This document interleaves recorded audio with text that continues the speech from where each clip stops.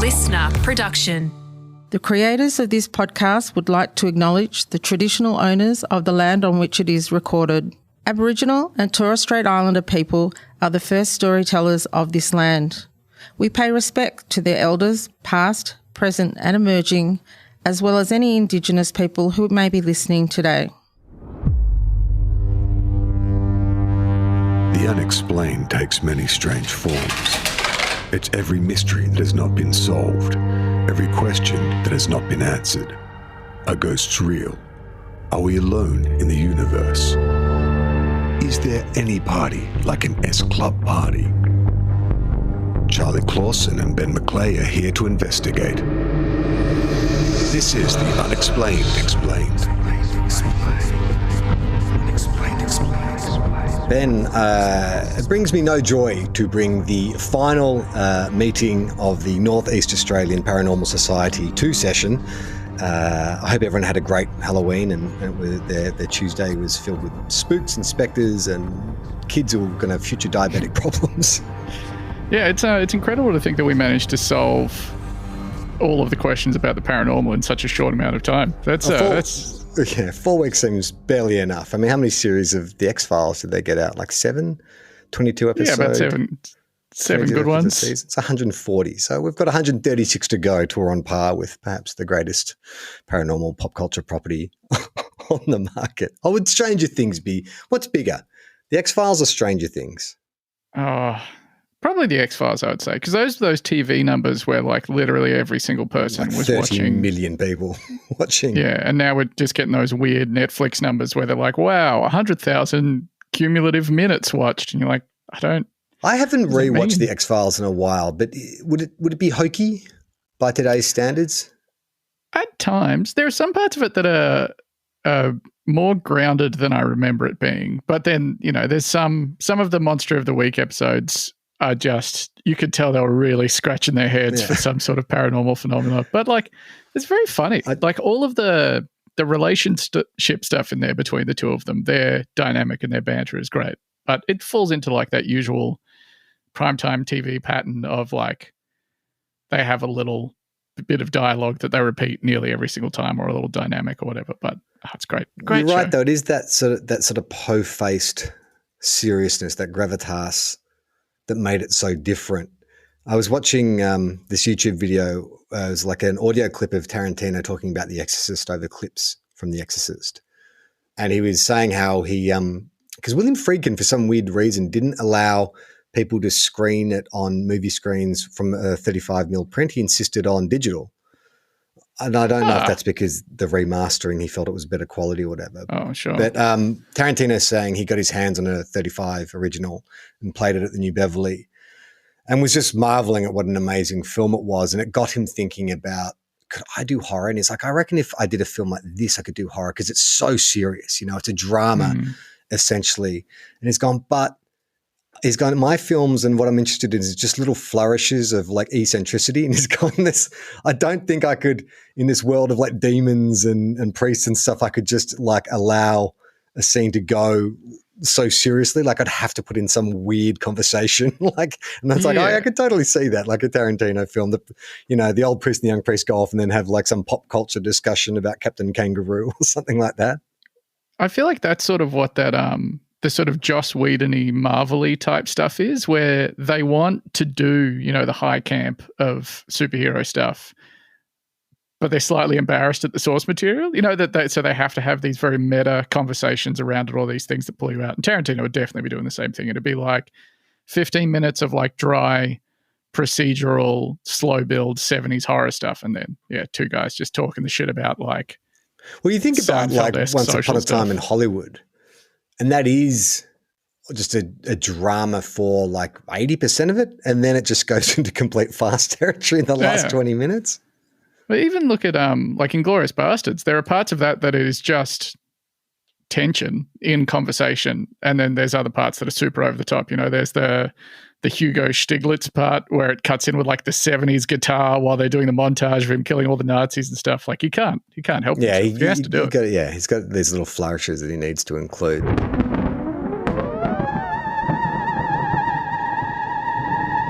it's interesting we're talking about filmmakers, because ordinarily we would have like a bit of a general chat about, the phenomena we're discussing. But the topic I want to discuss today is a filmmaker, and a story that I was aware of a few years ago, but again, had fallen out of my consciousness until I rediscovered it. Because in this first season, and I'm saying that as if there'll be subsequent seasons of the Unexplained Explained. I mean, you guys have got to like and subscribe and tell your friends and all those other kind of guff for us to come back.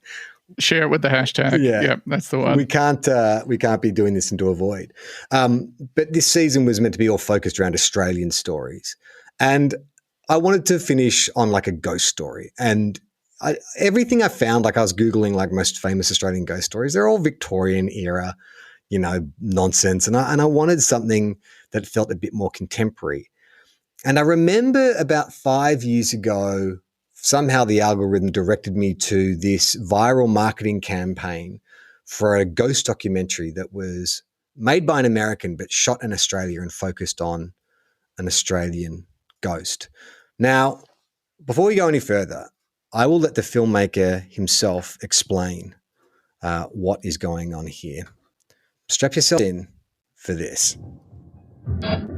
6 hours ago, a guy that I befriended about a year ago named Craig Powell sent me several pieces of film of events, strange things that he captured. The reason I'm so tired right now is because I have watched this footage for 6 hours straight. Either Craig and his team have pulled off one of the most advanced, complex hoaxes that the paranormal field has ever known, or the footage that I'm looking at. If this footage is real, and I will find out if it is,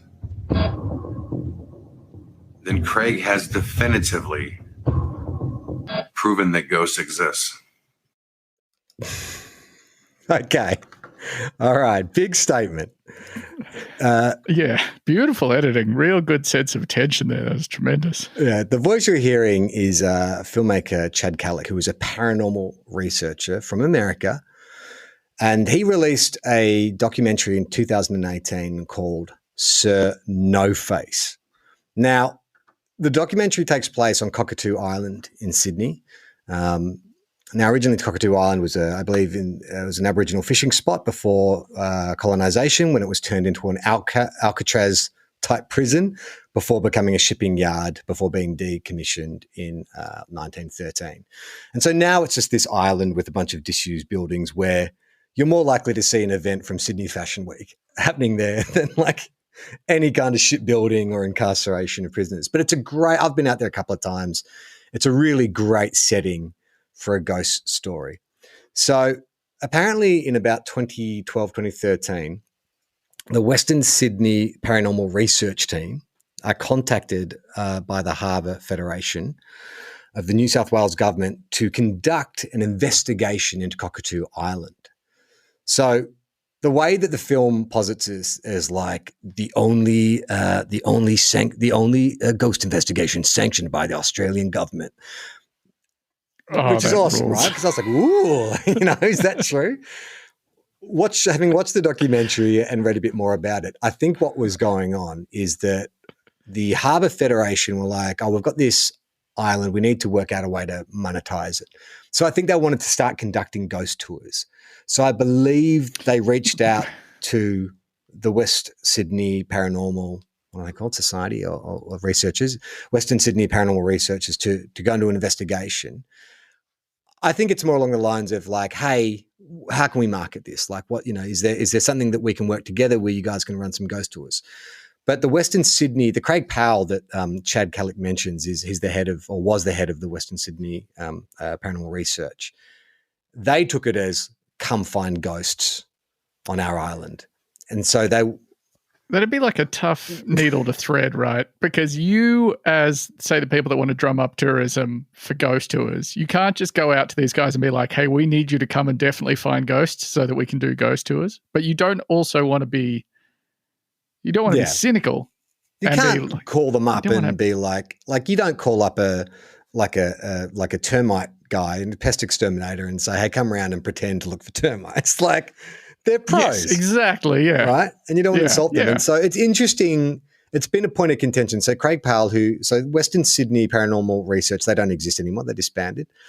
We'll get into that more of that later. But Craig Powell, in subsequent interviews I've read, he was like, they stiffed us on the bill, a bit like the Ghostbusters, that they went out and bought all this high tech, night vision gear, motion detectors and stuff. They did this investigation, and then the New South Wales government said, "Oh, hang on, wait a minute, we didn't sign a contract or anything like that." So my read of it. This is exactly like Ghostbusters. You say we're getting set up for like a Sydney Ghostbusters too? This is incredible. So that was around 2013. So a couple of years later, Chad Kallick, who's I think a personality in the paranormal industry, I was going to say, what did you just say? Has a following for his paranormal documentaries. Yeah. He's out in Australia doing some convention and meets Craig Powell, and Craig gives him the footage from all the things that they've shot on Cockatoo Island. So that's the point we've picked up. Now, hang on, sorry, can I just pause? My wife's phone's going off.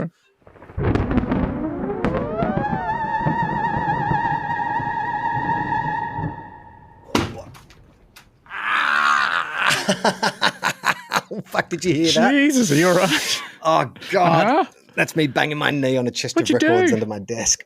Fuck. I'm so sorry. Oh, no, that was creepy. All right, I'll just pick it up. Christ alive, that's the man trying to stop you. So Chad Kallick, the American filmmaker, he's out in Australia for some kind of paranormal convention. He meets Craig Powell, who slips him the vision, and then that statement we just heard from Chad, that's him having viewed this footage. Now, on their investigation, Craig and his team experienced a number of strange things. So their motion cameras were being activated when there was nothing in the room. There's a really weird phenomenon that I haven't seen before, but it was like lightning flashes. So in the documentary, they'd be in a room in a building with no power, and they would request a light show, and they just get a flash of lightning. So it's just like just a single strobe flash. You see them in the room, there's a flash of like reddish light. Craig says, the strange thing about the light is it wouldn't cast any shadows. I couldn't quite verify that because it's such a fast flash frame.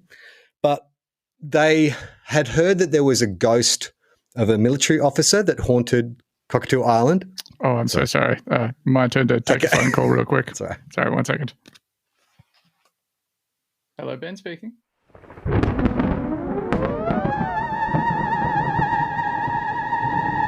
So the phenomenon that was probably the most unusual is that they would request like a light show from this entity. And so in the documentary, you see like the team all sitting in a room that has like no power, and there'd be these little like flashes of light would go off just for like a single frame strobe light.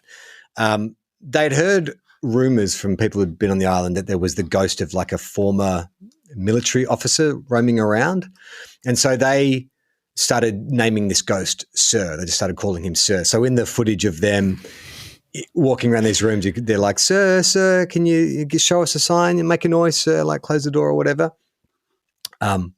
Oh man, that's so it feels like halfway between either forced American politeness where they call each other Sir, or like Australian high schooler. Boarding master type thing.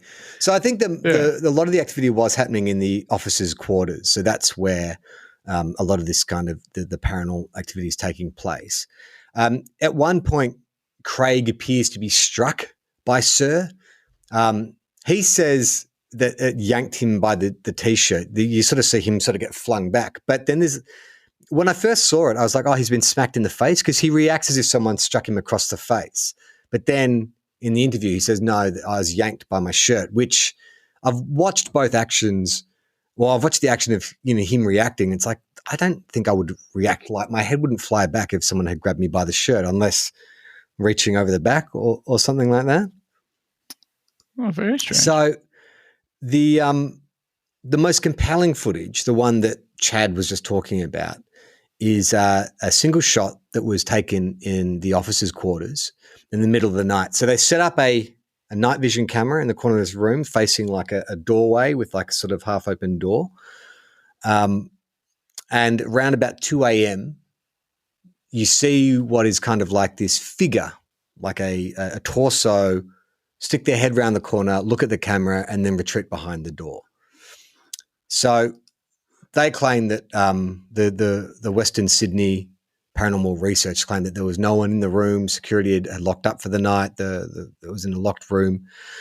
But they didn't know what to do with this footage, so they pass it on to Chad Kallick. So Chad's description of the Sir NoFace. Oh, sorry. He's dubbed Sir NoFace because the figure has no distinct visual features. He's just sort of see this kind of like shapeless kind of face. So they dubbed him Sir NoFace. So that's a horrible name for a terrifying supernatural creature. Marketing, though, isn't it? So Chad, this is a quote from Chad describing the scene. With incredible fluid motion that appears to defy all known human movement and physics, and what can only be described as a full-body apparition turns around the corner. It has a distinct lack of facial features, hence we gave him the name Sir NoFace. So Chad flies out to Australia because he needs to know more. And this is where the documentary sort of becomes like almost like a travelogue. Like it's really just Chad on holidays in Sydney, Australia. Like, Luna Park, Sydney Harbour Bridge, goes down to Bondi. Well, you got it. Sort of loses focus for a little bit.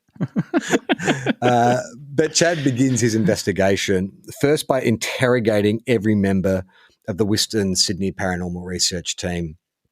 So those interviews are like, he seems to be repeating the question of like, did you fake this?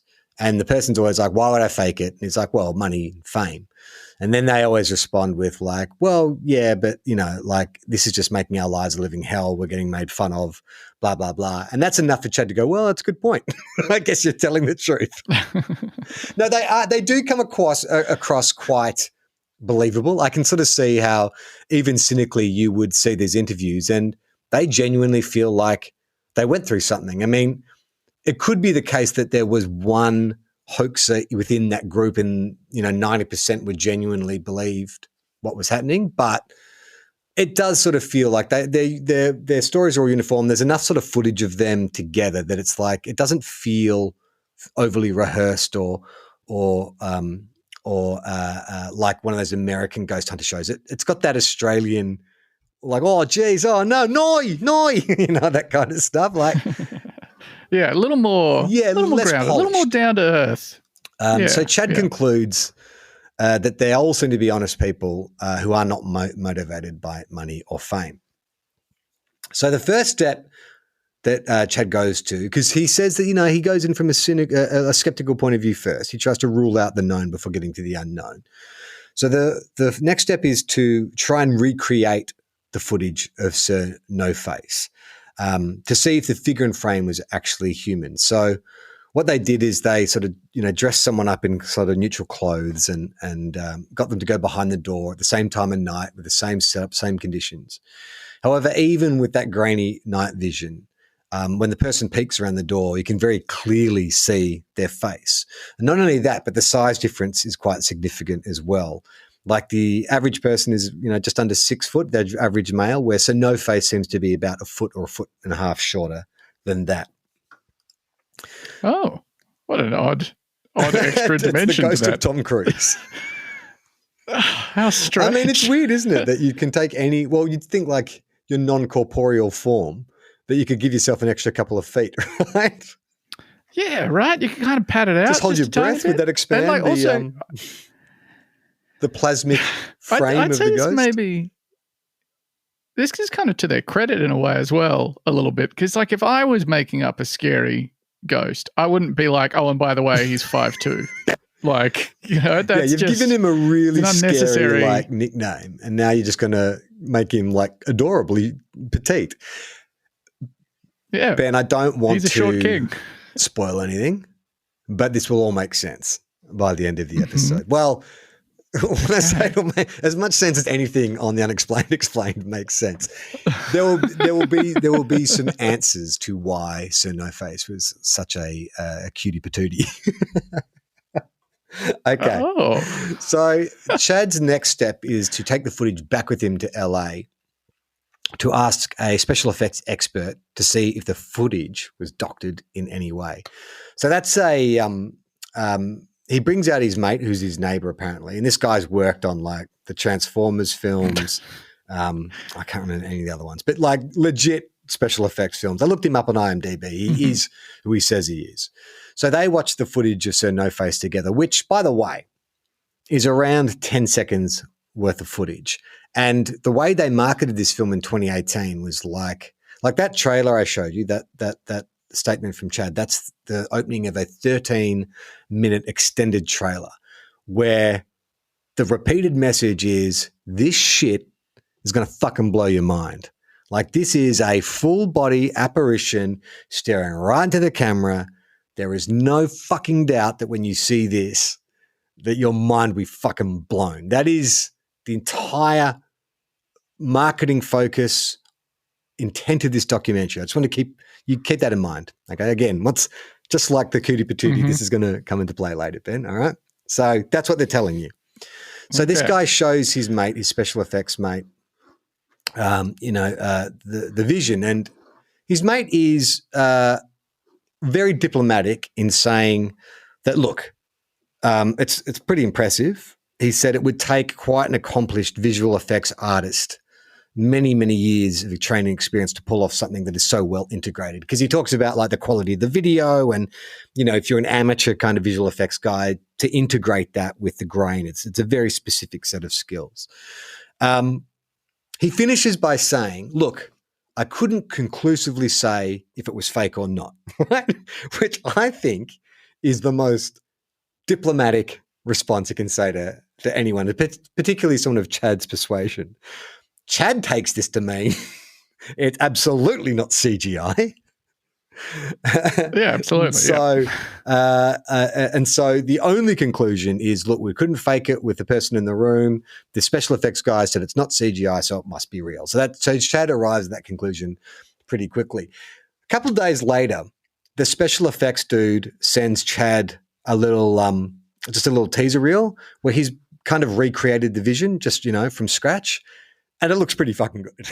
Like he's done it in a couple of days. Yeah, but right. Chad just brushes over that. Like it's like he includes in the documentary to his credit. But I guess what he's saying is, well, this is my mate who's worked on Transformers. Like, are you telling me that he's a Hollywood guy? He's a telling me Hollywood that guy. some dude out in Western Sydney, you know, was able to whip this together? Clearly, they're dealing with something from another realm, Ben. Definitively. He said definitively. That's right. So the film is released in 2018. And that doesn't have, believe this or not, it doesn't get a wide release. It's more one of your kind of college tour type things where they'll find somewhere that wants to screen it. They'll go and screen it. Then Chad and sometimes Craig will get up and do a Q&A afterwards. And so there's a bunch of great videos online if you want to go find them of them filming the audience at the moment where Sir NoFace is revealed. And it's like, it's good marketing. They did the same thing with Paranormal Activity, or it's like, we're not going to show you. Yeah. I was just thinking of that. Yeah.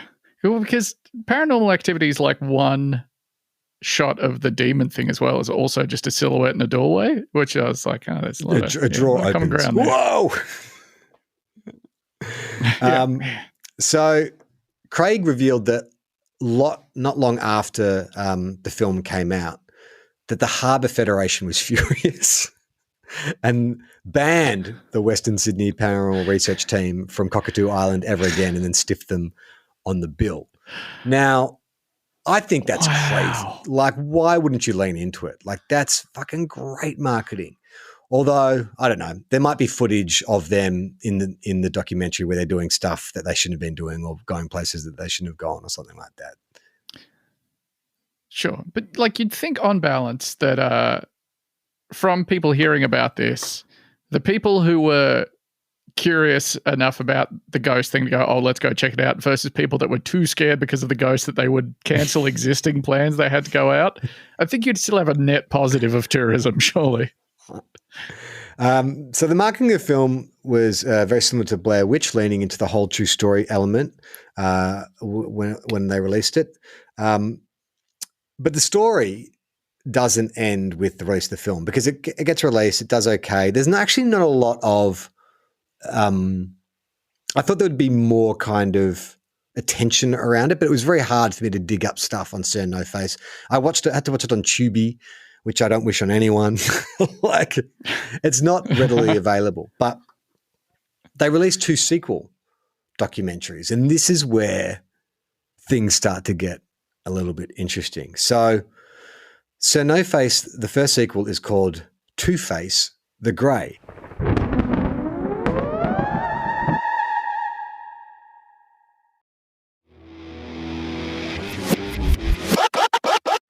All right.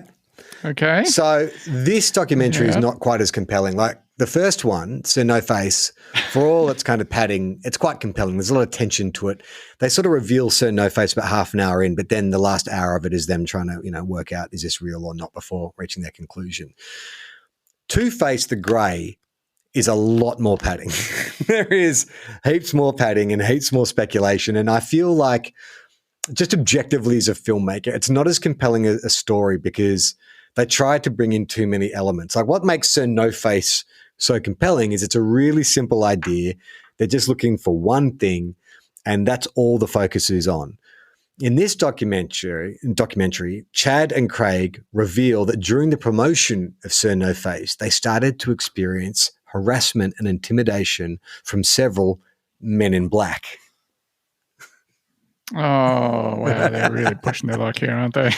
So not only are they getting tailed by unmarked SUVs, strange people are turning up to their talks and, just sort of watching from the back. And strange people turning up to paranormal talks? The craziest thing I've ever heard in my life. Yeah, Chad claims that he had personal contact with 2 different people who supplied him with information that suggested that Sir No Face was not, in fact, a ghost, but... Oh, is he an alien? He's an alien. Fuck yes. Yes, now we're talking. So this is where I started getting real confused, because the first guy that Chad meets is some dude turns up to one of their paranormal conferences and he's dressed all in black with a black akubra and he has a tattoo of the Eye of Ra. Oh, is it the sun god? Horus? No, it is Ra. I think you're right. Yeah. No, you're probably right. I got it wrong because I got totally lost because Chad then goes into saying that he's got a degree in mythology and blah, blah, blah, and that there's some secret organization dating back to the Egyptians and UFOs and blah, blah, blah, blah. I got lost in the weeds a bit there. The black akubra, though, is a very nice little homespun touch. That's Yeah. Well, what about the eye tattoo? The Eye of Ra or whatever it is. You like there. Fuck, what did... And then he is contacted by someone else who has the name Skyfall as their last name. And once again, in a meta moment, he goes like, I know it sounds like they're a Bond villain, but they have a heap of information that they start sending him about secret government programs. And so the long and the short of it is not only is Sir No Face not a ghost and an alien, but he potentially is an alien robot. Hat in a hat. We're like 3 hats deep at this point, possibly 4. So the idea being, and this is like, it's such a debate. It's kind of like when you watch The Highlander, right? Oh, great tremendous. film, real simple concept to get your head around. Immortals battling it out. There's one left. Great fun. Then you watch Highlander 2, The Quickening. And it's like, oh my God. What? They're fucking aliens? And they've been here before. What's going on? I don't understand. Why have you brought this? It was swords and fucking sorcery. Good. Now it's like aliens, and you've just confused the shit out of me. So that was me when I'm watching Sir No Face, Sir Two-Face, the Grey. I'm like, hang on, what is happening now? Because then it gets real deep into UFO conspiracy. So apparently, and I don't know, because I started skipping through parts of this because I was like, this is not interesting me at all. But the idea I could gather is that aliens are watching us and have been watching us and are not very happy about the way things are going with climate change and nuclear weapons and stuff. And so there are, I guess, what you'd call like peacekeeping forces or like ambassadorial aliens on Earth. The Egyptians claimed that there were these 8-foot bronze kind of creatures that were supported by... So the way I can understand it is it's like you got the Fraggles, right, and the Dozers. And so the Fraggles run through and the Dozers are sort of like servants. So that's kind of what the greys are. There are these beautiful bronze, tall alien types who are kind of like running the show, but they are assisted on Earth by the greys who fly around in spaceships and just sort of get shit done. Have you heard of anything like this before? It sounds an awful lot like the television program Stargate. Is that what it is? Just in a lot of ways, this is exactly... yeah, fucking hell. I mean, cool. I love where they're going with this, but how the fuck do you start from like a historic Sydney-based ghost and get to like Egyptian alien mythology by your sequel? It's amazing. It's such a quantum leap forward. I haven't seen the third in the Sir NoFace documentaries because I just don't know where you go from here. But unfortunately, so Western Sydney Paranormal Research has been disbanded. Although Craig still seems to be very active on Twitter. Like he's got a bunch of his own things going around, and he's constantly fielding questions from people who are saying, "What are you talking about?" And he's always posting stuff about believe in yourself and blah, blah, blah, blah, and don't listen to the haters and stuff. Chad also took a step back from paranormal research, saying that spending all this time focusing on the dead was robbing him of experiences with the living, which, yes, beautiful quote. Poignant. That's so true. But Ben, I thought I couldn't get this far into the episode without finally revealing Sir NoFace and allowing you to be the judge for yourself to see, is this a ghost or is it an alien or is it an alien robot? Are you prepared for this? I'm ready to be terrified, obviously. Okay, you ready? Now, this person has slowed it down. They played at 25 speed and then 10 speed, so just really focus on that. So this is Sir NoFace, amazing spirit entity captured on camera. All right, you can see that? Here we go. See that? Did you see that? Yep. Yeah. See slide right down. Now, when I was watching or reading all the trailers and stuff, the way they described it was like you were going to see a full body apparition. I was thinking like the librarian from Ghostbusters or something. You can reach out and touch it. That is a fairly indistinct. Yeah. Could be fucking anything. Now, I obviously might be primed to believe this because of how quickly my imagination leapt onto the sequel, but I definitely get more that's a grey alien vibe than I do from that's a ghost. That's a ghost. Doesn't have the big head though, does it? No, but again, it's quite hard to tell what it is. Oh man, at normal speed, it looks so furtive. It's like the movement of a child. It looks like a child. And you know what? There were two kids. Like the guys who run Western Sydney Paranormal Research, their kids accompanied them on a couple of the investigations, but they claim that they weren't here this night. But that to me has the trepidation of a child. Yeah, like the posture, like it's hard to make it out, but they sort of look like they're doing that thing where kids will sort of hold their arms in front of themselves if they're nervous about something.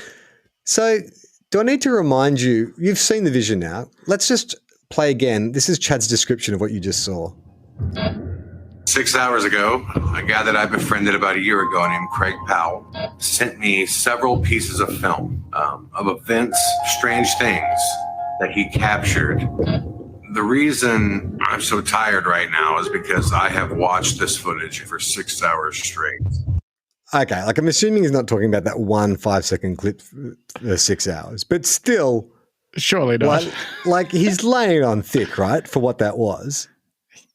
Also, like, that's like watching 6 episodes of The Sopranos. Like, it's not, you shouldn't be that tired. Calm down.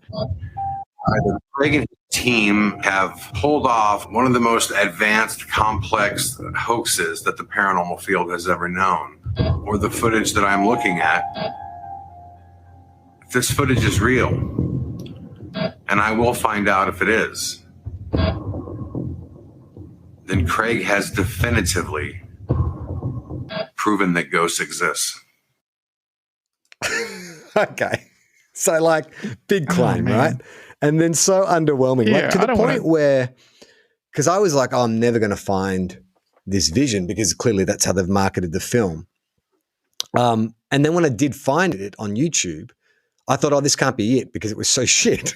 Like I was really expecting something that was just going to blow my mind. Like how easy to please are people in the paranormal field if that is one of the most compelling cases for the proof of life after death? it's just, I can get that if you were in the Western Sydney Paranormal Research and you'd set up a bunch of cameras and you were just going through the footage and you were utterly convinced that at the time those cameras were rolling, there was no one there, and then you saw that video, you'd probably shit your pants. Yeah. Like a reasonable person would shit their pants in that circumstance. That's my understanding of how that works. Any reasonable person with terrible bowel control.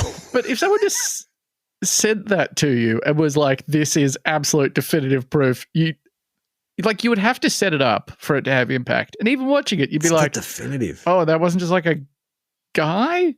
Or you didn't like just tilt a mannequin into frame and then tilt it out of frame? Would suggest no room for doubt. And there is so much room for doubt. Yes. Like, it just doesn't look like anything out of the ordinary. I mean, yeah, I'd be spooked by the fact that what was that?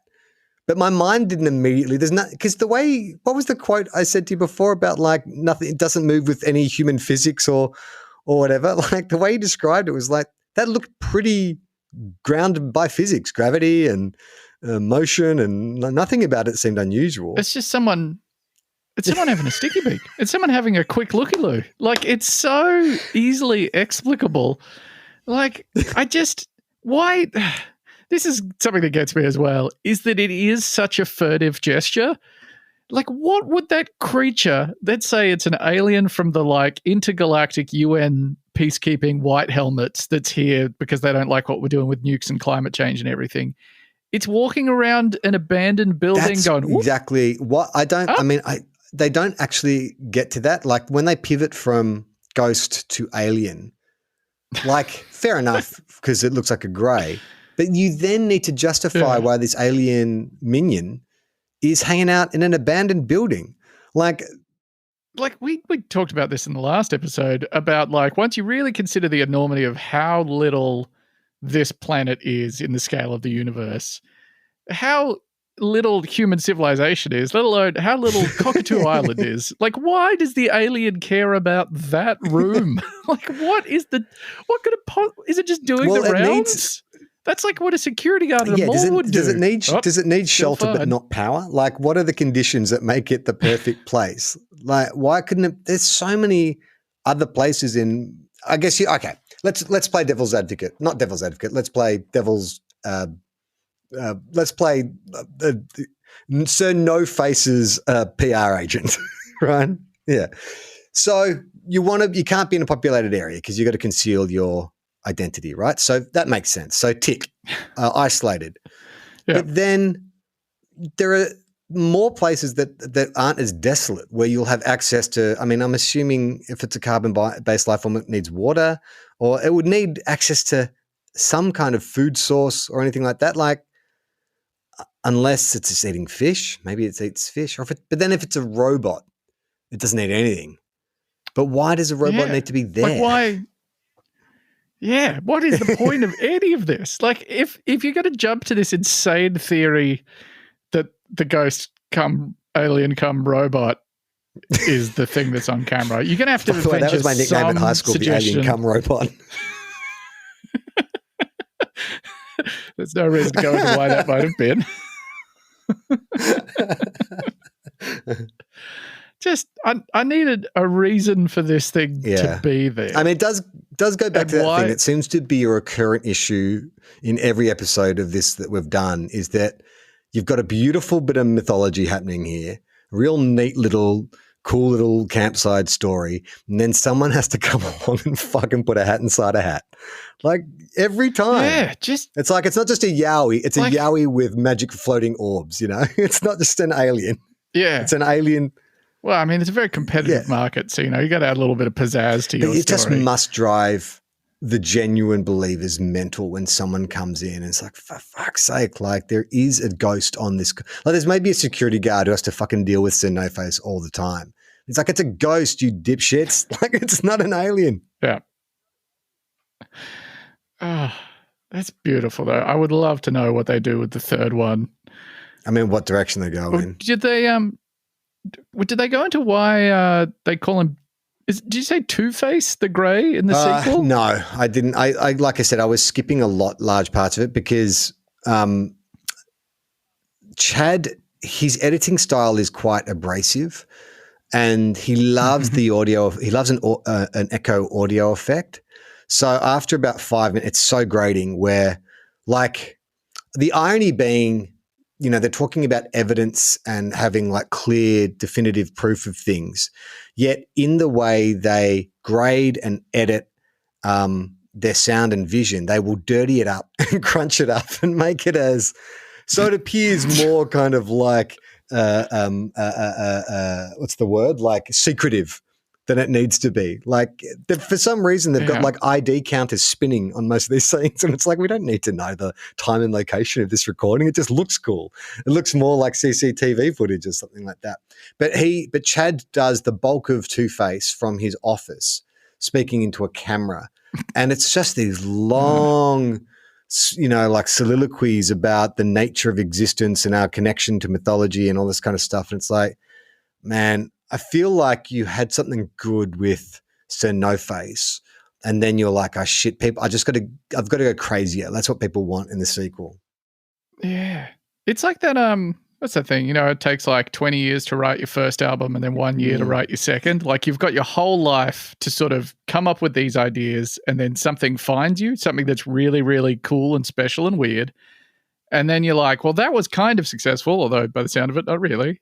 And then you're like, fuck, got to come up with something else. And then you're spinning a wheel and being like, alien robot Egypt guy. And there's also this kind of broification of ghost researchers that I think sort of happened when like Ghost Hunters started, where they all wear matching kind of like, you know, tactical vests with their name sewn into it. And, you know, there's this tech side. So it sort of feels like it's the nerdiest shit known to man, but you can feel like less lame because, you know, you're in a A-team blacked out van with your fucking, you know, night vision goggles and stuff like that. But it's all just cosplay.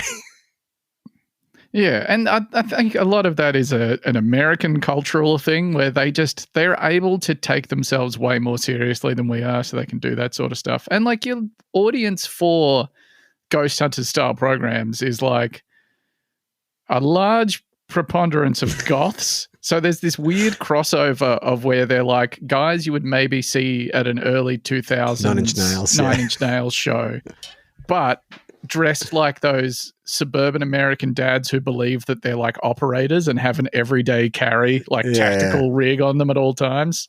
It's such a weird crossover of just like, it's double posing. They're doing two different poses. Well, you know what's actually, I sort of needed a bit of a cleanse after watching all this. So I just started watching some real nerdy content on YouTube, and it sort of clicked for me because I came across Hasbro, the toy company, last year or a year ago. They have this kind of division which is like toys made to order. So they'll put something out on like, what's that crowdfunded thing where you can say, hey. Oh, like Kickstarter and stuff? Yeah, Kickstarter. Yeah. Sorry. My brain's not working.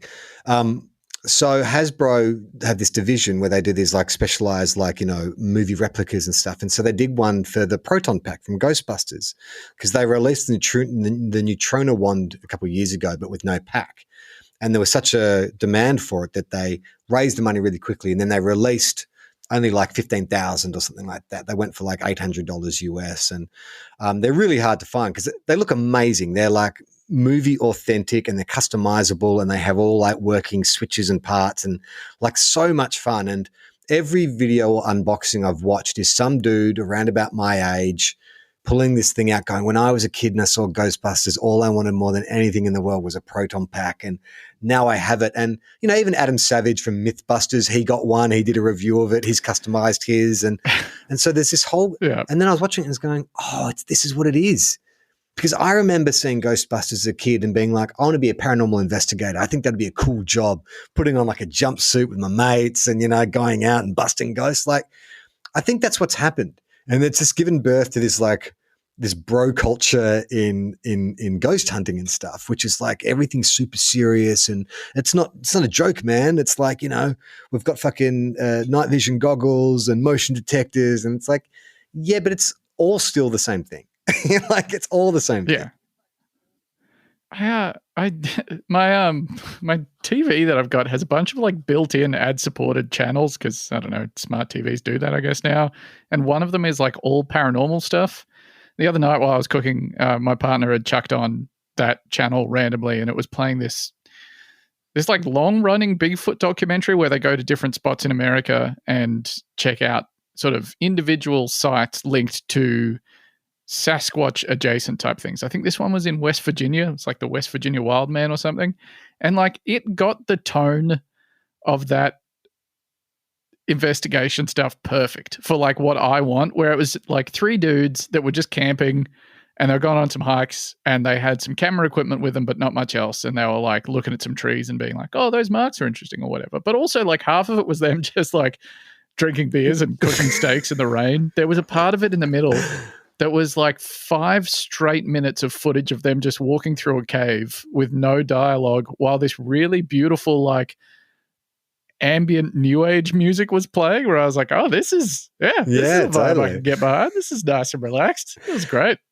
It's completely different to this really serious, like daytime TV, Ghost Hunters, Discovery Channel stuff with all these like dramatic cuts and big stings building up to moments that don't really go anywhere. Yeah. And like acting like they're in danger I think or they whatever. did a series, Celebrity Ghost Hunt, for like maybe a season or 2 seasons, and I was really into that. So they'd just take celebrities, and it was like your usual suspects like Vern Troyer and like an ex-boxer and, you know, someone from the hills or whatever, and they would train them up on how to use all the gear, and then they'd drop them in like an abandoned asylum overnight and then film it.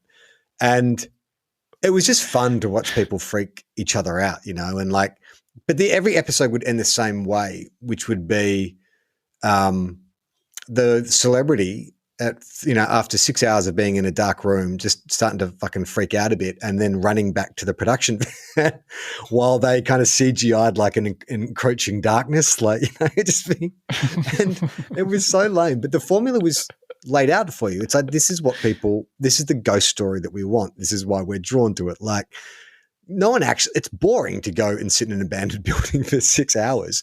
But if you've got someone in your ear saying, we just noticed some motion in you know, the operating theater or whatever, go check it out. It's a game. It becomes a game. You'd have a fucking heart attack. I mean, it's exactly how video games work, but you'd scare yourself senseless. Like we talked about this in the first episode, like the ability to scare yourself when you're in like a dark old place by yourself. You can do that so easily. If there's a producer in your ear being like, oh, that's weird. We heard some footsteps upstairs, but you're the only person in there? That's really interesting. You'd be like, all right, fucking airlift me out. Nuke it from orbit. That's right. 100%. Turn this place into glass. I'm not sticking around. Ben, we heard from a listener, Ashley, who's based in Norway, who had a ghost story to tell. And I sat down with Ashley a little bit earlier, and this is the chat that we had.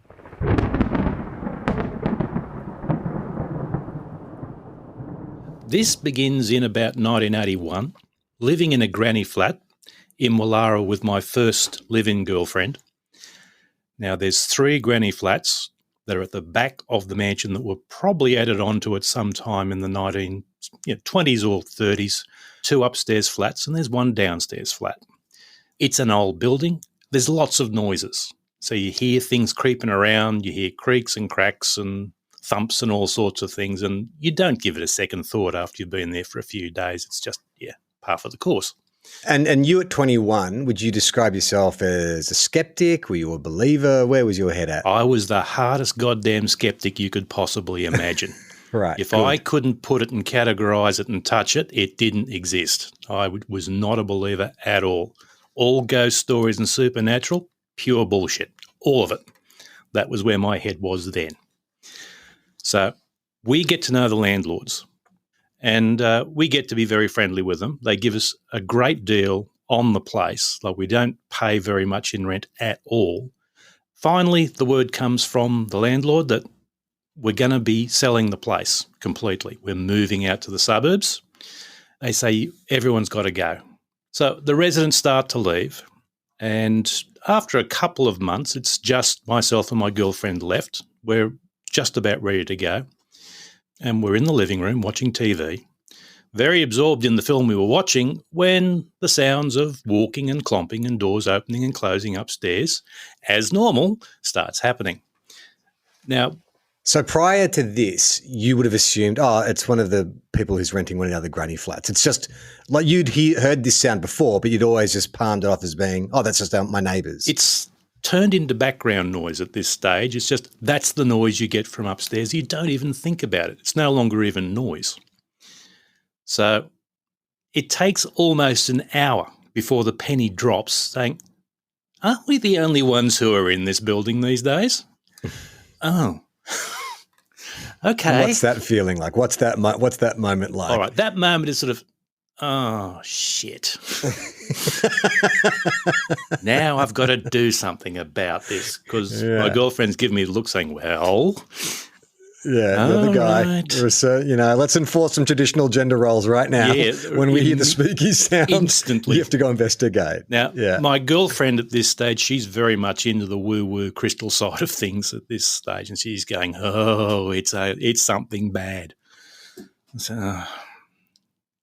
So I get the master key, which I've got. I head upstairs to the apartment to have a look.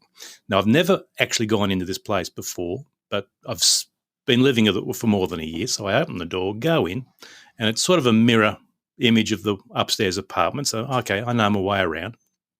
And I go in. And it's all empty, no furniture or anything like that. It's just paint and floorboards. Now, my mind was thinking it's probably a druggie or it might be some kids have just broken in because, again, eastern suburbs, you expect we might have that sort of thing happen. But I go up there, the door's still locked. It's a dead latch. Open the dead latch, go in. Nothing there. Just go for a look around, still nothing there. Now, I get a couple of metres down the hallway and I get the most gruesome feeling that you can possibly have of all the blood draining from your stomach. So your stomach feels like it's just gone over the top of a roller coaster. Blood draining from my head as though I'm about to pass out. Flop sweat instantly forming, clammy skin, the works, as though I'm going to faint, but without the fainting. It's just that terrible feeling of, you know what? I think you're being given an invitation to leave. Right. I'm acutely. So was that based on a room that you were in or somewhere that you travelled to? Like what brought upon the feeling? The feeling was I'd walked into a part of the hallway. It was right. It was almost instantaneous. It was like you were walking into a cold room. If you've gone into a stand-up or into a bottle shop cold room, you're hit with a temperature change and just physical reaction on everything. Right. And I didn't feel like I was threatened or anything. It was just, you shouldn't be here right now. And there's no connected buildings that it could be, no neighbours that could have been, that was literally coming from above you. I tried to find every possible excuse and explanation for this, and there's goddamn nothing. Right.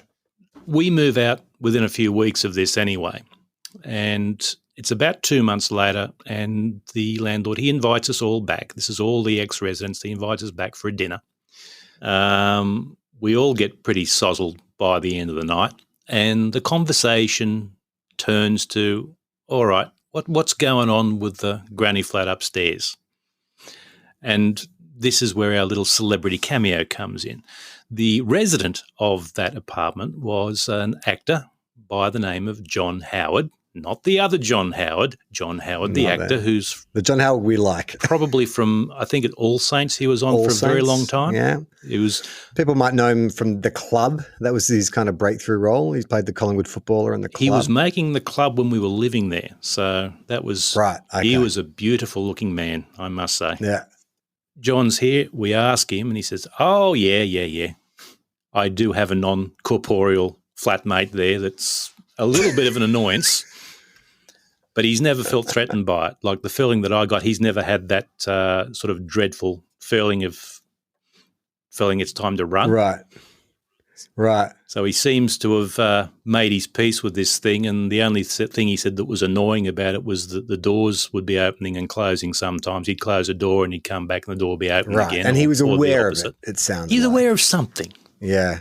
His answers were beautifully political on this one. He wasn't going to say there was a ghost upstairs, but he's saying, yeah, there's something going on there. But old house. That was his standard go-to. Okay. Ashley, again, thank you so much for getting in contact with us and for sharing your story. You're in Norway at the moment. Have you seen any big horses over there? I'm not sure about this biggest horse caper thing. Right. I don't see very many big horses over here.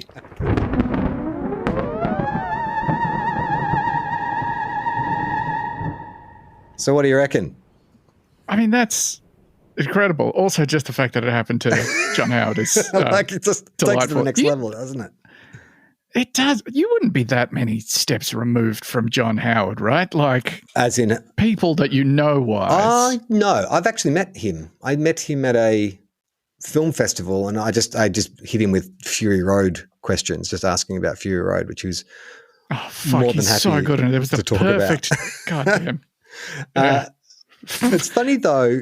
God, Ashley's story about like hearing the noises. So I've talked before, we live in old Queensland, which creaks and stuff. But I have noticed that I can hear what sounds like footsteps in my house that is coming from my neighbor's place, which is not even connected to this house, just from, I'd say like maybe 15 meters away. And I don't know if it's the acoustics because it's a wooden house, whether the sound from there comes in and is amplified by the big empty spaces upstairs. But there's been a number of times where I've thought I've heard footsteps and doors opening in my house when I've been the only one here. And then I realize, oh no, it's the neighbors. It's just the way the sound is carrying that it feels like it's in the same house. Are they in a Queenslander as well, your neighbour? No. Because that's a very like this. They're for people that haven't lived in one of these. They were all built a very long time ago. They're all unsealed. They're all on stilts. They sure fucking do. Like which is great in summer. Not great in winter. Yeah, but they're actually literally designed to kind of expand and contract with the heat. Which means, all of them are in various states of, well, not all of them, but most of them nowadays are in various states of disrepair, and the floors are all wonky because they have been moving this whole time or whatever. But like, you can just hear every single fucking sound, quite literally often. Like if you were in a share house Queenslander in your early 20s and any of your housemates were having sex, it was the only thing you could both hear and feel. Yeah, right. Awful, horrible experience. It's like a way a wax cylinder would work. It's just the vibrations of the cylinder would be amplified. That's what a Queenslander does to your love life. It just amplifies it and plays it to the rest of the house. It's so terrible. Yeah, you're definitely not in an acoustically sealed environment there by any way, shape, or form. Definitely something going on with those acoustics.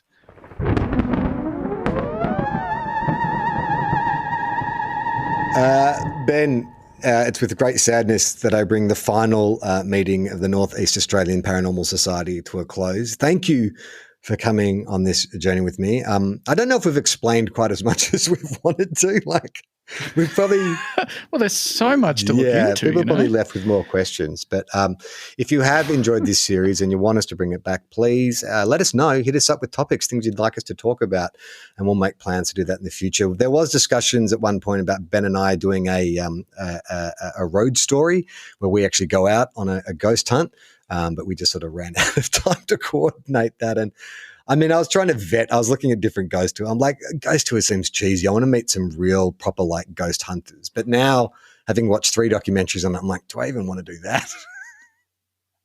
It's tough. I think we need a historian who also think the idea of ghosts is cool is maybe like the best version of that. But hard to find that person. Yeah, well, if I can drum up $2,500 and buy myself one of those replica proton packs, then maybe we'll be ready to go. Oh my God. We could just do it. What if we just got like the EVP detectors and like the spirit meters and whatever, and we just did it ourselves? You'd have to edit like 12 hours of overnight audio down to 45 minutes to make it even slightly interesting. But optimistic. Like that NoFace clip goes for 10 seconds. Like if we can get a minute of usable content, I think it'd be amazing. Oh, I can't believe there's a 13-minute trailer for a feature-length documentary that is about 10 seconds of footage. And it happens in the first half hour, and then it's just an hour of them going, what was it that we just looked at? I'm pretty sure it's the children of one of the investigators on site with you. Yeah. People can find you online, whereabouts? Listen to the podcast Bunta Vista, It's odd, but I think it's nice. We've been doing it for a while. Also, if you live in Brisbane, check out 2-Bit Movie Club. I do bi-weekly / monthly movie screenings of like cult movies and stuff, and it's a pretty good time. Thank you for tuning in. We'll be back, or will we? I'm Charlie Clausen. And I was probably Ben McClay.